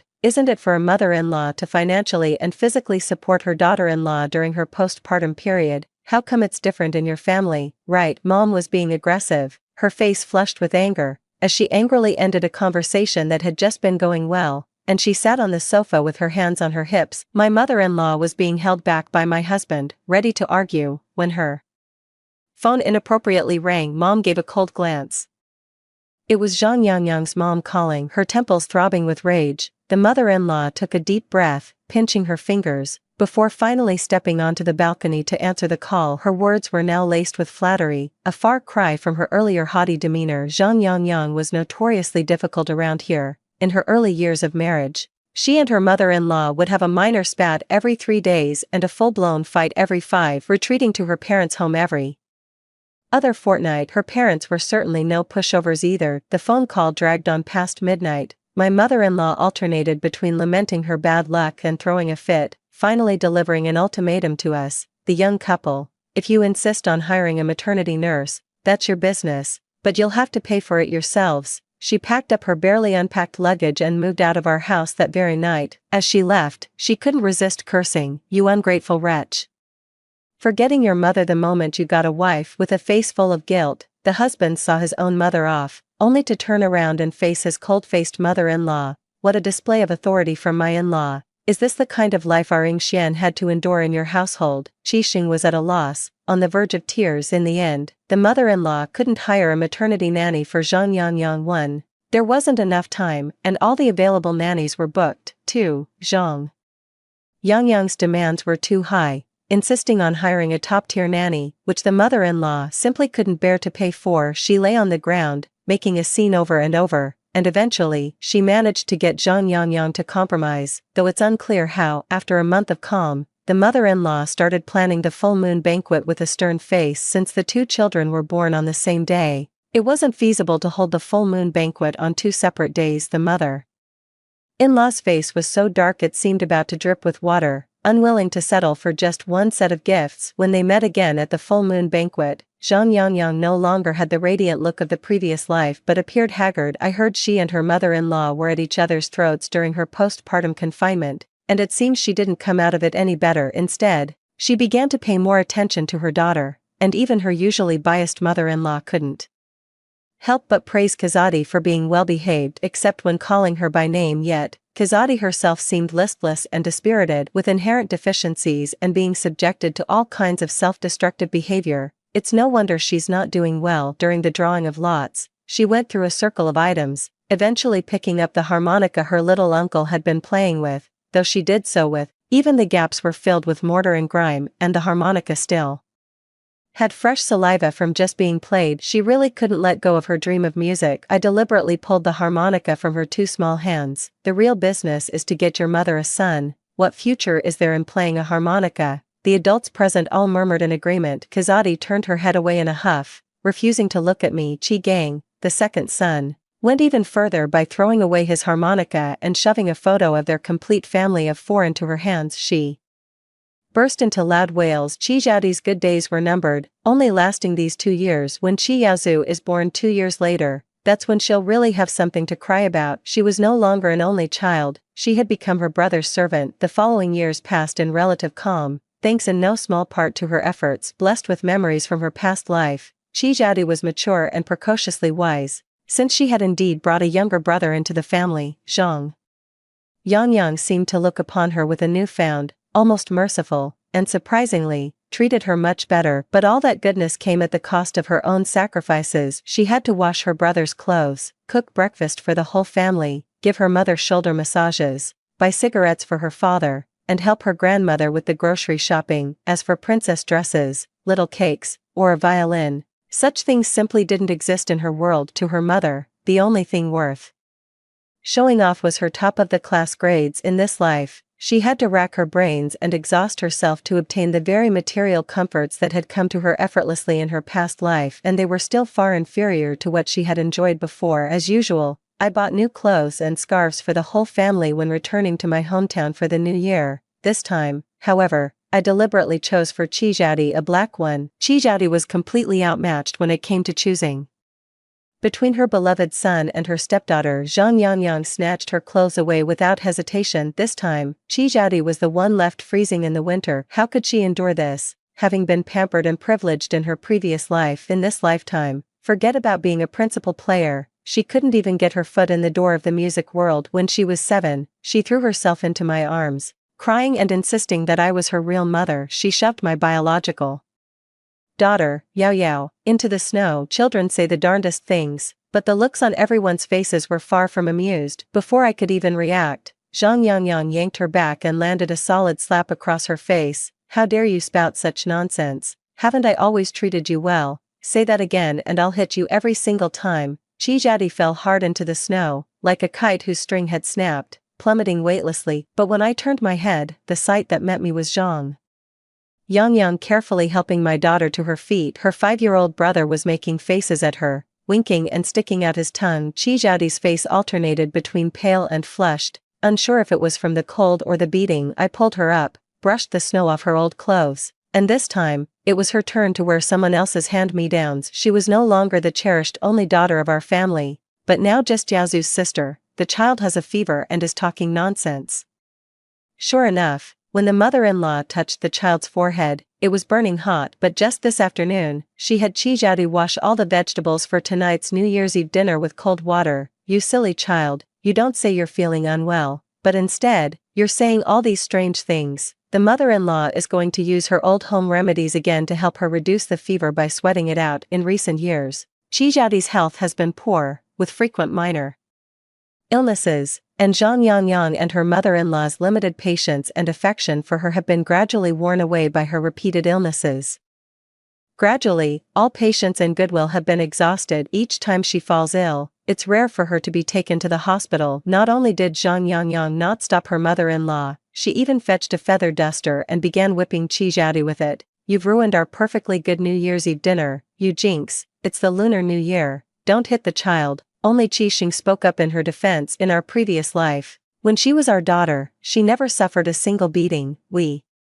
Her parents, cherished her dearly, holding her in the palms of our hands. After I was pushed from the high-rise, Qixing was utterly heartbroken and fell into despair. She seized this opportunity to convince him to divide the family fortune and give it to her biological father and mother later. As he lay on his sickbed, racked with illness and with little time left, he couldn't scrape together a single penny for treatment. All the money was taken by that ungrateful wretch. Chijiao stood frozen in place, neither running nor dodging. Her soul was that of an adult, but the dignity and pride of adulthood had been worn away by the daily abuse. She looked down at her hands. A pair of delicate hands that once played world-class music are now clumsy and covered with frostbite. Can the bird that has fallen into the whirlpool of life return to its noble perch? The fever won't subside, and the night seems endless, with only tiny snowflakes falling from the abyss. Chijiao is talking nonsense again.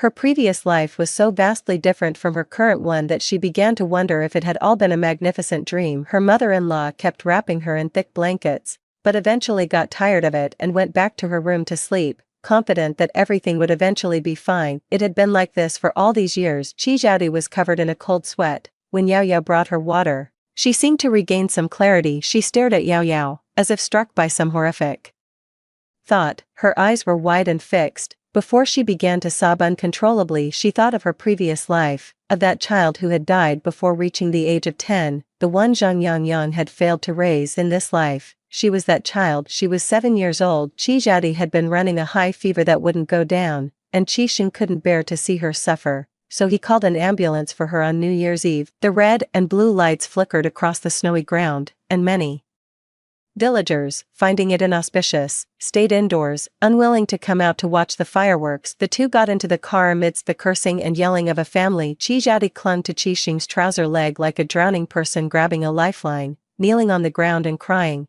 alternating between calling him dad and uncle. All I ask is that he adopt me. Zhang Yangyang next to me kept calling Qixing. Taking my daughter to see a doctor is minor, but spending money is a big deal. It's already bad luck to call 120 and go to the hospital on New Year's Eve. What if the person doesn't make it and dies during the new year? That would be even worse luck. Most importantly, don't bring bad luck to Yaozu, her precious son. What's the point of saving her? The doctor said she wouldn't live past adulthood, and all these years I've just treated her as if she didn't exist. As long as she's alive, she'll only block Yaozu's fortune. Forget it, brother, give her the phone, I'll talk to her. Zhang Yangyang mercilessly delivered the devastating news that Chijiao wouldn't live to adulthood, ignoring the wailing on the other side, and ordered her to get off the ambulance. Immediately go home, Mom. From a distance, I could hear the heart-wrenching and desperate cries. Zhang Yangyang frowned and moved the phone away, muttering curses under his breath. Why would you do that to me? Qiyao isn't, she isn't, I'm your daughter, I am. Chijiao revealed the truth, and Zhang Yangyang muttered, what nonsense, she must be delirious. The hand reaching for the phone trembled slightly. Immediately, she didn't even bother to watch the fireworks and rushed back into the house, holding Chiyaozu in a panic. What good is knowing the truth? What good is regret? One reaps what one sows. There's no turning back. Chijiao stayed in the hospital for several days, and apart from her uncle Qixing, no one came to visit her. This new year, she spent it alone in the hospital. On the day she was discharged, the overcast sky began to snow again. She is much better, both physically and mentally, as if the prophecy of not living past 18 was the last straw, or as if Zhang Yangyang and her mother-in-law regretted their actions. Chijiao, the household began to act recklessly. She started deliberately picking fights with her mother-in-law and her own mother. Feeling guilty, the two initially tried to endure, but eventually, pushed to their limit, Zhang Yangyang once again grabbed the feather duster and gave her a thorough scolding. I'm your birth mother, I gave birth to you, now you're trying to boss me around, huh? Even if I made a mistake, it's not like, midway through her sentence, she suddenly couldn't continue. Back then, she had watched as her mother-in-law dressed Chijadi in hand-me-downs and mixed her formula, and it was she who turned a blind eye to the infant's ceaseless wailing. See you, all these years, she was treated like a servant, ordered around at will. She had always believed that child was my daughter, that's why she remained unmoved. Zhang Yangyang sat on the ground, weeping with her head in her hands. Kazadi stood there, perfectly calm. Then, using Zhang Yangyang's phone, she called the police. There's a case of child abuse. The entire family, save for the precious Eryazu, was rounded up and neatly presented at the police station. The soft-hearted female police officer held Chijaudi's frail body, her tears falling one by one into her straw-like hair. My husband and I were summoned as witnesses. Thanks to my mother-in-law's silver tongue and Qixing's good-for-nothing kindness, the group didn't receive much punishment. Chijadi had no psychological preparation for this outcome at all. She completely lost her composure, pointing at Qixing and yelling at him as if he had wronged her so much. How could you say that? You've seen me suffer all these years. How could you? You're me. The last word was never spoken. As they left the police station, the mother-in-law was extremely smug, letting out a disdainful snort. Who does he think he is? He's your uncle, right? Humph, he's my son, of course, he's on my side. Chijadi turned her head away, stiffening her neck as she wiped away her tears, but the family's guilt toward her had completely vanished. She actually called the police on them. If this time they really ended up in jail with a criminal record, what would happen then? Although Chijadi was doomed to not live long, the family's precious son Yaozu almost couldn't take the civil service exam. After peacefully sending off both of us, Zhang Yangyang and her mother-in-law closed the door and beat Chijadi savagely again. This time, she truly became obedient, as death kept approaching her repeatedly. I remembered the first time that child performed on stage, which seemed to be around the same age as now. It was late spring, under the brilliant stage lights. She stood at the very center dressed in her little gown. She didn't feel the chill at all. Her first violin performance wasn't her best, earning only a bronze medal, yet she was thrilled and promised me she'd practice even harder. I don't know when it started, but practicing the violin became, in her words, the oppressive pressure I forced upon her. I watched the gate grow smaller and smaller in the rearview mirror. In my past life, when my own daughter was this age, what kind of life did she lead? That tightly shut gate gradually shrank to a tiny dot. Spring still felt a long way off. I hadn't expected the day I'd return to my hometown again to come so soon. The old family home was utterly consumed by a raging fire, and the once boisterous Qi family members were nowhere to be found. Qixing's legs gave way, and he stumbled forward, collapsing into a pile of ashes, wailing for his parents. According to the neighbors, it was Chijadi who bought the gasoline. At the time, she was muttering about never being cold again, something about a carnival, spring, and the like words, and the Qi family members who were screaming to save their own lives the moment the fire broke out. Yet, for some reason, not a single one of them managed to escape. The sole survivor turned out to be 5-year-old Qi Yaozu. It was a miraculous stroke of luck amidst the tragedy. He was wounded in his manhood, and the Qi family line was thus doomed to end, a stroke of misfortune within a stroke of luck. As the sole eyewitness, Qi Yaozu was placed under special protective custody. When he awoke, he had become somewhat unhinged. My sister's trying to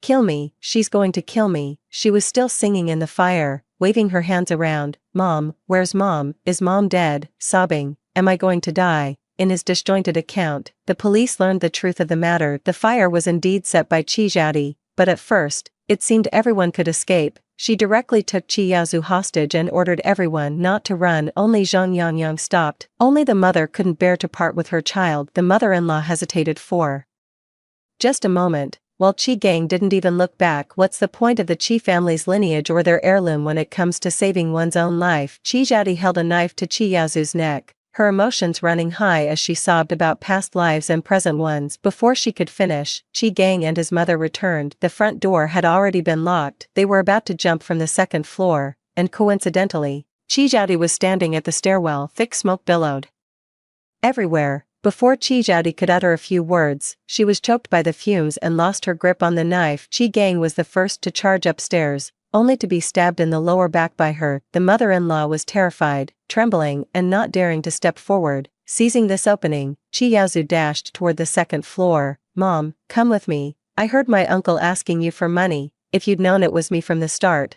would you have treated me this way? Zhang Yangyang remained silent, his figure obscured by the thick smoke. Chijadi staggered, and her mother-in-law seized the chance to step forward and shove her to the ground. Jinx, what kind of karma did I accumulate to meet someone like you, a jinx? But Zhang Yangyang grabbed her hair, shouting with a mix of anger and tears, "It's all your fault. You're the one who did this to my daughter. You're the one who did this to my family." Amidst the pitch-black smoke and the searing flames, Qi Yaozu looked back and saw only two women locked in a struggle. Hearing a fragmented, hoarse melody, his heart hammering in his chest, he didn't stop to wonder why no one was following him. Trembling, he leapt from the second floor. To my surprise, I opened my eyes and saw my uncle. He threw himself into Qi Xing's arms, sobbing uncontrollably. "Uncle, the police officer said I survived a great disaster and will have good fortune. Now that I have no home, can I stay with you? Grandma said that Yao Yao is just a girl and will eventually get married." My expression gradually turned cold with tears in his eyes. Qi Xing gently pried Yaozu's chubby little hand away and refitted the oxygen mask over his face, fearing the fire alone might not finish them all off. Chijadi also poisoned the entire family's food. As we left the hospital, the snow began to fall again. Spring is still far away. Spring will come. Story 2. On the day of their 30th wedding anniversary, the husband's White Moonlight got divorced. The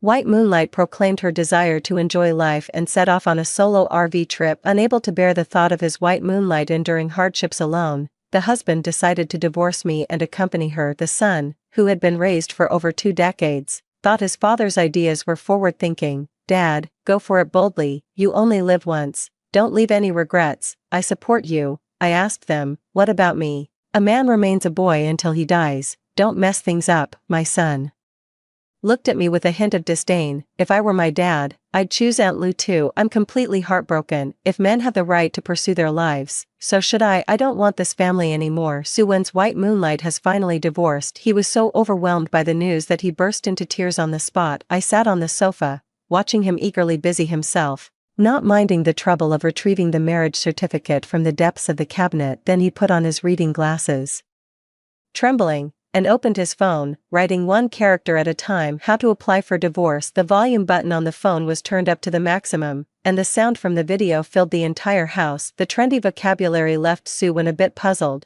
but he stubbornly recorded each word one by one. Then he replied to Baiyu's message on WeChat, "Don't be afraid, yeah, I'll be with you wherever you go." His gentle tone was a sharp blade, completely tearing away the thin veil that had shrouded our decades of marriage. As usual, I placed his favorite tea on the desk, then fidgeted with my clothes and looked at him, feeling utterly lost. "Can we not get a divorce?" "No, I've already missed out on so many years with Yaya, I can't miss out on her any longer." As I looked at his still handsome face in his old age, my heart suddenly ached. What about me? What about the 30 years we spent together? The 30 years I devoted to managing the household and raising our children for you?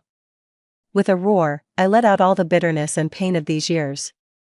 Su Wen frowned, glanced at me, then turned and sat down at his desk, saying nothing more to me. I was on the verge of a breakdown, shaking him desperately, begging for an explanation, but he just sat there in silence, driving me out of my mind. But I remember I wasn't always like this. Before I got married, everyone called me the life of the party. Su Wen was handsome, but his family was poor, so even if a girl was interested, she'd ultimately back off because of his family background. So he kept putting it off, and before he knew it, he became an older single man. Right around that time, I went to take care of some business and ran into him. He walked over with a book of poetry tucked under his arm, wearing a white shirt and navy blue trousers. He stood tall and straight, and with a gentle smile, he pointed me toward the factory director's office. I was captivated by his smile, and in the days that followed, I found myself paying more attention to him. I didn't expect the factory to be so small that I would run into him wherever I went. After a while, I began to sense something was off and started to suspect. Coincidentally, he gave me a movie ticket and invited me to watch a film. On the way back, he confessed to me, "Meow meow, I admire you very much,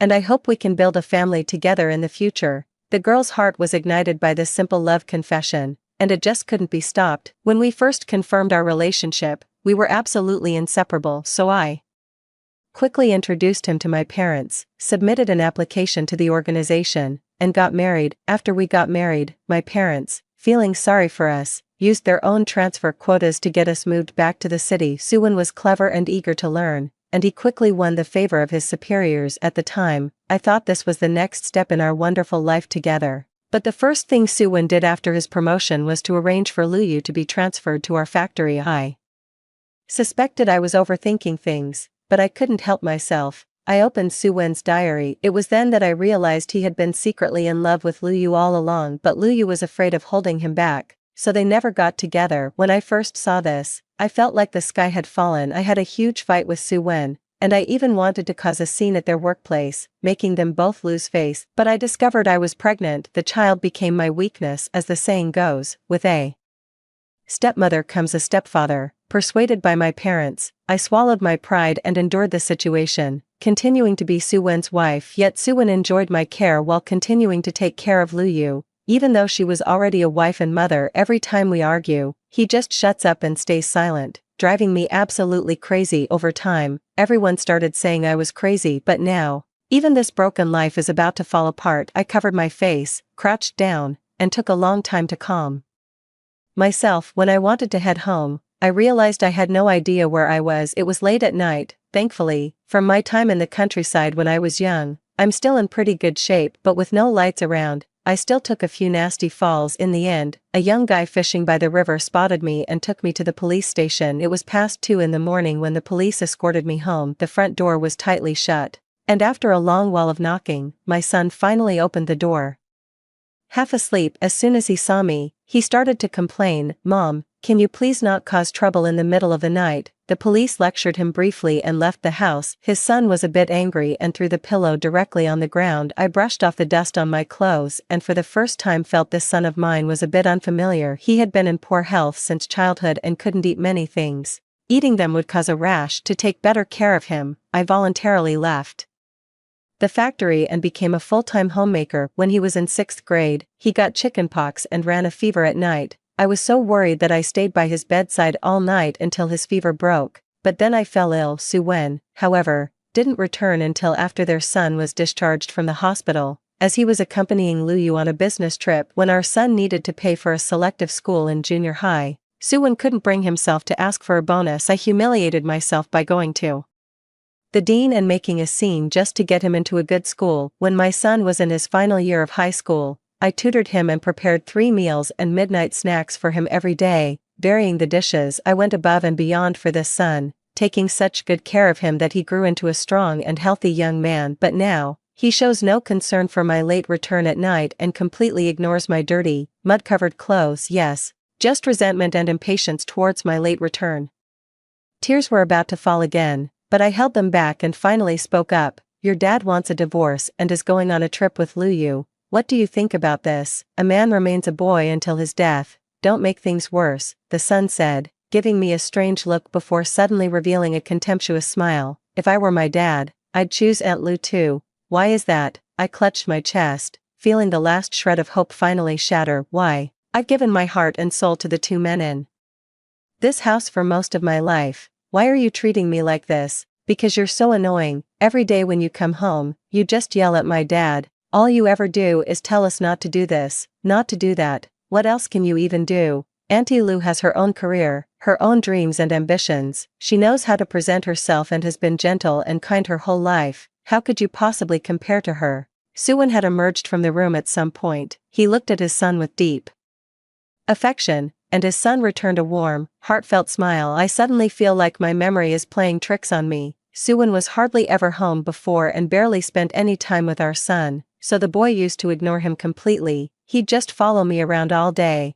calling out "Mom." When did they get so close? My son took a deep breath, lowered his voice, and continued, "Mom, I really admire Auntie Lu. She's so brave, always true to herself instead of spending her whole life revolving around other people. So, Mom, I want you to learn to love yourself too. Stop making your whole world revolve around us." He put it beautifully, and I understood exactly what he meant. "What you're saying is, you want me and your father to get a divorce, is that it?" "Yes, you've held Dad back for so many years already. Don't stand in the way of his happiness any longer." "Am I holding him back? What about my happiness?" Tears streamed down the corners of my eyes, and I felt the last bit of strength I had been holding on to drain away, leaving me a limp, lifeless heap. In the end, I managed to force those words out of my throat. "Fine, let's get a divorce. With our son handling the arrangements, the divorce proceedings moved along much faster. The only point of contention arose during the division of assets. Suwon said, "The house is mine, you can have 50,000 from our savings as compensation for all the housework you've done over the years. Even though Suwon didn't strive for promotions at work, and his son was used to spending extravagantly, the family still managed to save a total of 200,000 yuan. 2 superscript 1 I toiled all my life. In his eyes, it was worth only 50,000. I stood up, walked into the room, and took out the will my parents left me before they passed away. My parents bought this apartment for me. It's my premarital asset. We'll split the savings 50-50. Well, Su Miao. So you and your family have been guarding against me all these years." Suwon looked at me with a deeply hurt expression. "Luckily, I was prepared for you, or my parents would have come up to see you tonight." As soon as the words left my mouth, I felt the tension in my chest release a bit. Maybe this is what my son meant by the benefits of loving yourself. "Mom, why don't you give me the house?" The son's eyes darted, and he leaned in. I shook my head and refused directly. The son frowned, looking at me impatiently, mumbling something under his breath. I knew he thought it would all be his eventually. So why bother? It's a bit funny to me now. I did think that way before, but I'm having second thoughts. If you don't agree, I'll just drag it out. After all, either party can withdraw the divorce application. I'm a much quicker learner than Suwon. I've come to understand a lot more about these things over the past few days. Having found Suwon's weak spot, he promptly signed the document and submitted the application. During the 1-month cooling-off period, he left early and returned late every day, and his son was just as cheerful as his father, unhappy with how I handled the housing allocation. The two of them colluded and gave me the silent treatment for a whole month, acting as if I were thin air. My heart turned completely cold on the day they went to collect their divorce papers. Suwon brought Luyu along. The two of them eagerly walked arm in arm, looking for all the world like a long-married couple. Luyu wore a qipao, a living embodiment of the saying that true beauty is timeless. Time seemed to have treated her with particular kindness. Even the wrinkles on her face spoke of a serene and graceful acceptance of the years. "Meow meow, I'm sorry, but what we have is real. We've already wasted most of our lives, and we don't have much time left to lose." "Then where were you when you were young? Why didn't you tell him you loved him before he was transferred back to the city?" "I've always been restrained. Even when I knew about her past indiscretions with Suwon, I showed her leniency out of empathy for the struggles we women share, but that doesn't give her the right to hurt me over and over again." Luyu's tears fell instantly, and her son and Suwon hurried over to comfort her nervously. Her son also glared at me fiercely, as if this white moonlight were his real mother. Scenes that once caused great pain now seemed utterly meaningless to me. I quickly entered the hall, and within minutes, I emerged with a freshly issued divorce certificate. Suwon eagerly followed Luyu into the car, while their son stood by to see them off, reminding them of the things to watch out for. Yet as he passed by me, he didn't even spare me a glance. I called out his name one last time, but he kept his eyes fixed straight ahead and walked right past me. So be it. The bond between mother and son was too frail. Let it end here. At my age now, I took a taxi for the very first time. With just my phone and ID, I headed straight to the airport. I've been thinking a lot lately about what it really means to love oneself. After looking through countless answers, I found that living with no regrets was mentioned the most. I always wanted to go to Yunnan when I was young, but back then, transportation was inconvenient. By the time it improved, I had a child and was tied down by life's mundane tasks. Now it's time to love myself. Nothing can stop me from going to Yunnan now. Just before boarding, my phone started vibrating frantically with calls from my son. I guess he must have realized that all his things were thrown out and the locks at home were changed. I've already handed the house over to an agent for sale. From now on, I won't be coming back to this place. As for my son, he's already an adult, and he loves his dad so much that he completely disregards my feelings. I believe that in the future, having his dad will be enough for him. Upon landing in Yunnan, the rich floral fragrance enveloped me, making me fall in love with the city at first sight. Following the navigation, I arrived at the homestay I had booked in advance and found many elderly women basking in the sun in the courtyard. I blended in seamlessly. Life slowed down, and I lounged in my chair, lazily scrolling through my phone on WeChat. My son angrily demanded to know why I didn't consult him about selling the house, even threatening to cut ties with me. I responded to him in a young person's way, sending an okay gesture, and then blocked him. Luyu sent me a short video of their trip with Suwon. Suwon never stepped into the kitchen at home, not even when I was recovering from childbirth. Now, he's like a spinning top, moving swiftly around the induction cooker, skillfully preparing a full meal. After eating, he voluntarily cleaned up and took Luyu's hand. Luyu's message arrived on WeChat just in time. Thank you for teaching him so well. I was a bit angry but didn't know how to respond, when a sudden exclamation from beside me interrupted my thoughts. Hey, sis, this guy is really going too far. Stop talking. I saw it all. Let me help you. My name is Li Jing. She snatched my phone and started typing furiously on it. If you think it's good, pay me tuition. Where did you get that plastic bag? So full of yourself. Instead of surfing the web, go dry the water in your brain. After sending the message, she handed the phone back to me, looking quite pleased with herself. Is my husband cheating? This must be the other woman. She raised an eyebrow and stated with certainty. Perhaps being in an unfamiliar place with unfamiliar people made me feel uninhibited, so I just lay back and laid out the whole tangled story of my past with Su Wen and Luyu, holding nothing back. Li Jing held a fan, tapping her forehead, and remained silent the entire time. It wasn't until she heard me say that Luyu wanted to go on a self-discovery road trip that she finally reacted. This shameless woman. She has to take someone else's husband to find herself. That's just low. The other sisters listening to the gossip nodded in agreement. But my son says that's just her loving herself. Nonsense. That's not loving herself at all. That's just pure shamelessness. Li Jing handed me her phone to watch a video. The woman inside was also on a self-driving trip. She is in her 50s. She endured half a lifetime of emotional abuse from her husband and sacrificed her life for her children and family. Finally, she decided to bravely fight back and pursue her own dreams. Now, she is living the life she wants. It's a bit similar between her and me, except that she actively resisted while I was forced to endure. Everyone has ideals and constraints, but when pursuing your own ideas, you shouldn't hurt others. That's the simplest principle. Not everything can be justified by the excuse of loving oneself. Li Jing patted my shoulder, and the pent-up breath in my heart finally released completely. From the start of this incident, everyone told me to be magnanimous and understanding, but no one admitted it was their fault. Finally, someone is standing by me. Thank you. Because of this, my relationship with Li Jing has improved dramatically. Although she is about the same age as me, she is very trendy. She knows everything young people do and even does it better. I accompanied her as we wandered through the streets and alleys of Yunnan, savoring all kinds of delicacies. One day, she suddenly asked me, "Want to become a food blogger?" What's a food blogger? It took her a while to explain, but I finally understood that a food blogger is someone who eats in front of the camera. My parents were truly a generation that endured hardships. From a young age, they taught me to cherish food and eat with a heart of gratitude. That's why I'm always happy when I eat, which makes my meals look especially delicious. Li Jing set up her phone in front of us. The copper pot rice noodles arrived, and the steam rising from them carried the spicy aroma of chives, the savory scent of pork, and the fragrant note of the rice noodles.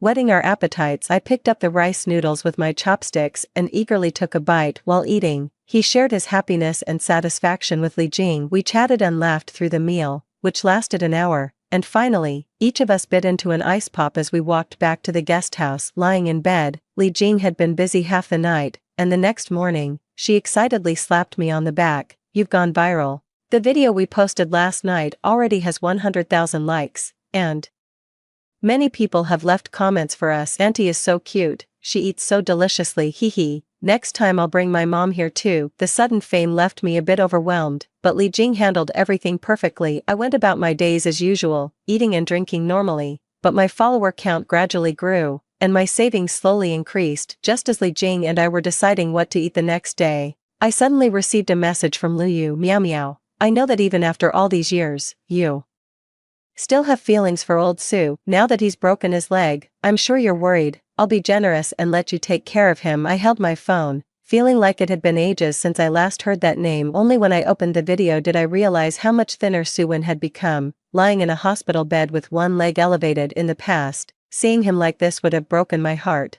I would have cooked all sorts of nutritious dishes for him every day, delivering them to his side on time, but now, all I feel is that karma always comes full circle. Li Jing crossed her arms, snorted coldly, and stood by watching me. I picked up my phone and quickly replied, "Get lost. This is what they call online simple trash talk, ultimate enjoyment." Luyu tried to say something more, but I blocked her. My son, out of the blue, called me using someone else's phone. Mom, where are you? After all, he is the son I've raised with so much effort over the years. Hearing his voice, my heart softened. And I wanted to ask where he's been staying lately, but the next second, his words shattered my illusion. Dad broke his leg, go take care of him. He said he wants the pork rib soup you make. My heart began to ache with a dull, throbbing pain. Have you forgotten? Your father and I are divorced. This was just a simple statement, but unexpectedly, my son suddenly erupted in anger. Mom, why are you always so petty? Even if you're divorced, he's still my dad. What's the big deal about taking care of him? Isn't it your responsibility to take care of your dad? What does it have to do with me? Without hesitation, I hung up the phone decisively. I just can't wrap my head around it. Suwon barely lifted a finger raising his son, yet the boy adores him so much. This has been gnawing at me, almost becoming a personal hang-up. But when Li Jing heard this, she just waved her hand dismissively and put an end to my confusion with a single sentence. You know how bad genes get passed down, right, Sue? One is a piece of work himself, so his offspring aren't going to be any prize either. That's just the power of genetics. I laughed out loud, feeling as if a great weight had been lifted from my heart. I believe I did my absolute best throughout my son's upbringing, yet, given this outcome, I can't help but wonder if I failed as a mother. But now I agree with Li Jing. Some people are just rotten to the core. Ignoring these trivial matters, Li Jing and I fully devoted ourselves to the food broadcasting career. Just as we were about to accept an interview, a negative trending topic about us suddenly appeared online. Shock. The true face of the internet celebrity food broadcaster Ant is disgusting. By the time Li Jing and I found out, the previously scheduled interviews and commercial deals had already been swiftly cancelled. Within a few hours, the expose had already made it to the top of the trending searches. The marketing accounts claimed that I could leisurely enjoy all kinds of delicacies in Yunnan because I not only abandoned my husband and child, forced my husband to divorce me, but also took all the family's assets, even selling the only house we had. As a result,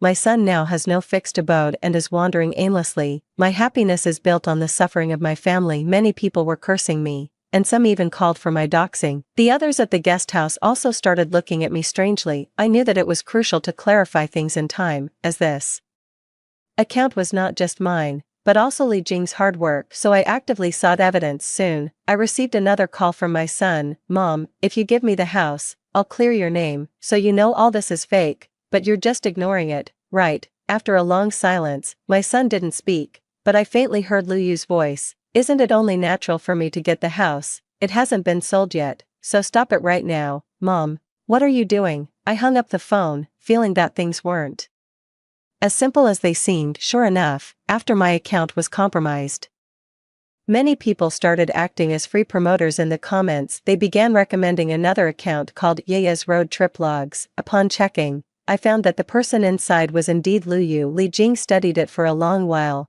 then frowned. A big player must have entered the game. First, they tarnish our reputation, then, they ride that wave of controversy to drive traffic. If they play their cards right, Lu Yu's account could siphon off all our followers and land a massive amount of exposure. Sure, being independent means freedom, but it also leaves you wide open to being targeted by others. Seeing Li Jing's worried expression, I couldn't help but smile as I produced the evidence I'd gathered. This includes my police reports and videos I extracted from my home surveillance. They clearly capture the ugly faces of Su Wen and his son, as well as the hardships I've endured in this home for over 30 years. But this is not enough. I still want to visit Lu Yu's home.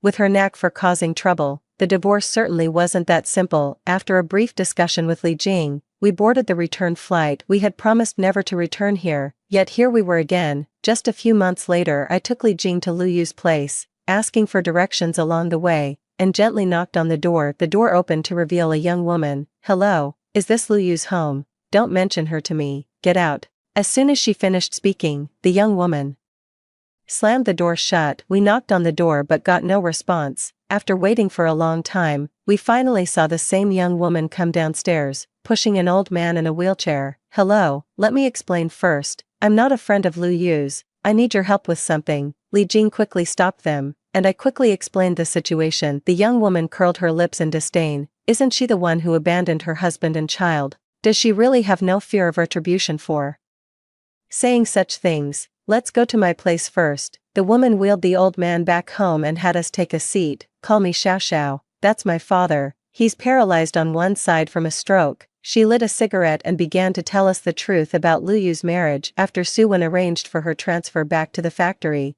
the two of them began seeing each other on the sly, but back then, the party organization had strict rules to avoid jeopardizing Su Wen's and her own future prospects.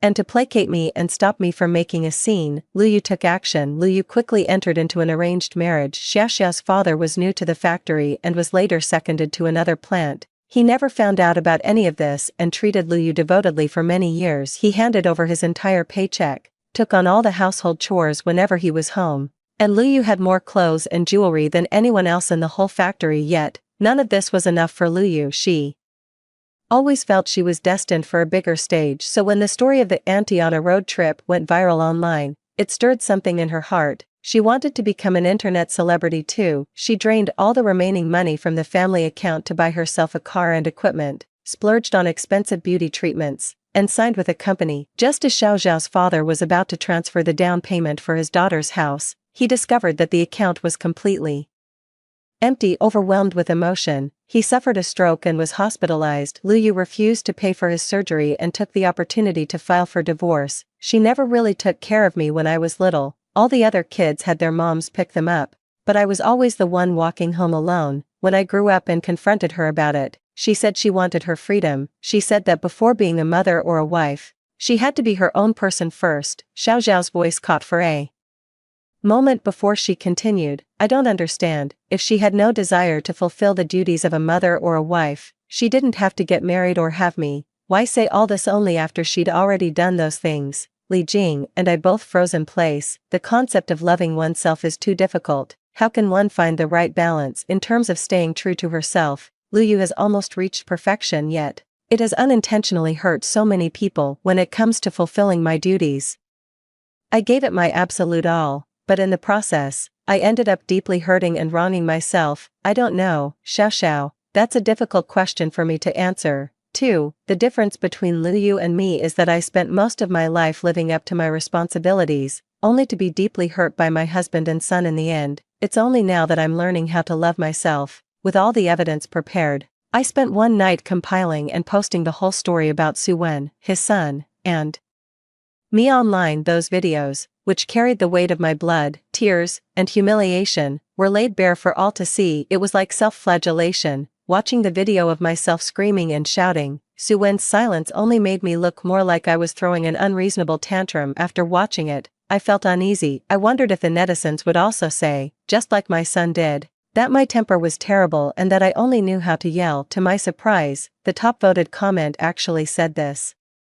Auntie, seeing you feels like looking at my own mother. She endured a lifetime of emotional neglect and passed away with a broken heart. I understand your pain. A loved one's indifference is the cruelest weapon in the world. Many comments below were also supporting me. Li Jing took my hand, and together we scrolled through the responses. Public opinion has completely turned. Everyone is calling out my son and husband, saying raising a son like mine is more useless than raising a piece of roast pork.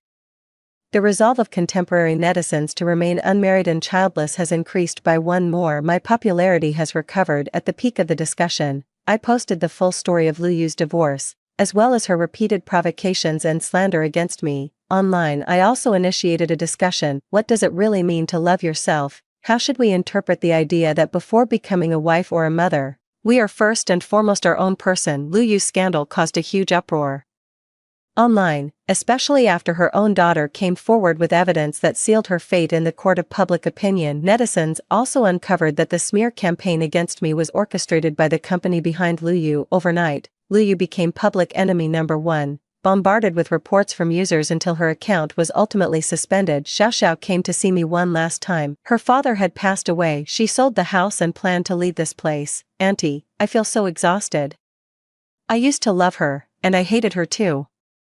Now it's all over. I feel neither love nor hate. From now on, we'll just be strangers. As for the issue you mentioned last time, I don't know either, but at the very least, I can guarantee that I won't get married or have children until I understand these things. Before finding the right answer, all I can do is avoid starting the test. The discussions online are still ongoing, with many opinions. Quite a few people believe that self-worth is above all else. Why don't people have the same expectations for fathers? They live just as freely before and after marriage. While only the mother is trapped within the family, however, many people believe that others' failure in marriage is not an excuse for one to shirk their own responsibilities. Moreover, once entering marriage, one's identity changes, and personal values almost inevitably have to yield to family responsibilities, something every married person should consider. The online debate has exploded, and I am even more confused. Unsure of what the answer to the problem really is, however, I saw Sue-Wen, whom I hadn't seen in a long time. He looked much older and no longer had that refined and dashing demeanor he once had. Lu Yu had lost that serene, contented look. Her once calm and detached demeanor seemed to have vanished without a trace. Right now, she was screaming herself hoarse at Sue-Wen, who, as usual, kept his lips pressed tightly together without saying a word. I couldn't help but steal a few more glances at them. To my surprise, Sue-Wen, sharp-eyed, spotted me and immediately walked over. He rubbed his hands together somewhat awkwardly. "You're back," he said. "You've changed quite a bit." I glanced at my outfit. With the help of skincare products and beautiful clothes, I did look much prettier, but most importantly, I no longer had to endure their mistreatment. "Sue-Wen, what do you mean by this? You called her illiterate before, and now you're eagerly trying to get close to her. Aren't you being shameless?" Lu Yu's hoarse shout drew a lot of attention. As all three of us were internet celebrities, we were soon being pointed at and whispered about. Sue-Wen couldn't stand being scrutinized like that and pushed Lu Yu away. "That's enough. Aren't you embarrassed enough? Let me tell you, it's all because of you that I've ended up like this. Get out of here, and don't ever see me again." I watched as Lu Yu sobbed uncontrollably, then left after shouting "Get out." Sue-Wen, with a shameless grin, came up to me and babbled on about his road trip. I just found out that he took care of all the odd jobs, while Lu Yu only had to look good and shoot videos. He broke his leg because he slipped and fell in the bathroom while filling up the car with water, and Lu Yu not only didn't take care of him, but also resented him for holding up her plans. Meow meow. "I only realized now that you're the one who's always been the best to me. My leg has been hurting these past 2 days. Can you come back and take care of me?" I raised an eyebrow and called my son. "Your dad is sick. Come pick him up." My son did come, but his face clearly showed displeasure as he looked at his limping father, muttering something all the way sitting down.